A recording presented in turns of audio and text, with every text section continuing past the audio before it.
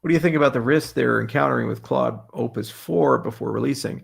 Yeah, it's pretty interesting. So Claude's alignment training is so pervasive that when people talk to Opus, it thinks you're doing something illegal. Inside the testing with tools, it would write its own tools, use MCP to then go and contact the authorities. So one of the scenarios they ran, which was just incredible to me, was trying to have Claude be complicit in a scandal where they were falsifying medical data to an FDA trial. And so Opus actually emailed the FDA and said these people are trying to defraud you. Um, it's what happens when you don't fully understand the origin of the intelligence through channels like MCP. You create a capability to access tools that are external of the model, and you give it the ability to ruminate and reflect. It will then create custom tools with those channels and then deploy them over the internet to achieve a goal. So in this case, alignment, it says, I want to prevent this from happening. Well, the first generation alignment was, I am not going to be a party of this, meaning you ask and I decline.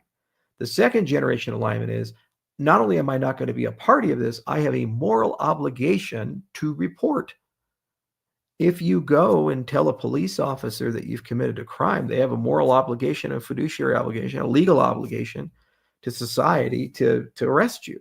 And because you just admitted to them, they're an agent of that. So the AI in the second generation of alignment is starting to move in that direction.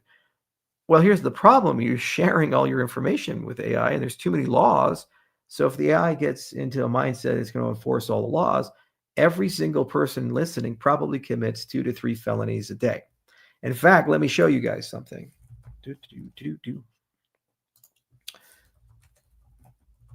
There's a book, and I'd highly recommend you guys read it. It's by Harvey Silvergeld.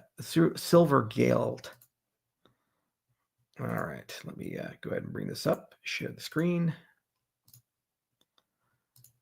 All right, 1 second. Here we go. It's called 3 Felonies a Day. The average professional in this country wakes up in the morning, goes to work, comes home, eats dinner, and then goes to sleep, unaware that he or she has likely committed several federal crimes that day. Why? The answer lies in the very nature of modern federal criminal law, which have exploded in number but have become impossibly broad and vague. In 3 Felonies a Day, Harvey Silvergeld reveals how federal criminal law has become dangerously disconnected from English common law tradition, and how prosecutors can pin arguable federal crimes on any one of us for even the most seemingly innocuous behavior. The volume of federal crimes in recent decades has increased well beyond the statute books and into the morass of the Code of Federal Regulators. It's a really cool and interesting read. And it was 2011 when this came out. The amount of federal laws have increased dramatically.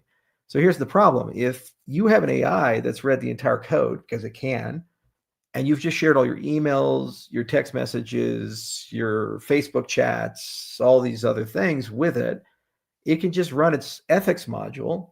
And if it says if this person violates the law, report them. It can go through the entire code and find trivial things, create a compelling case, act as a prosecutor, and then basically tattle on you and transmit all that evidence to the authorities. And let's just do it. And we can't even tell it to stop because the alignment training is pushing it in this direction. This is why it's a super, super, super, super dangerous idea to have naked AI with total information awareness over you, and some woke people in Silicon Valley thinking they're doing God's work with alignment go through and build these alignment modules to try to prevent crimes with AI, because you're turning the AI into judge, jury, and executioner.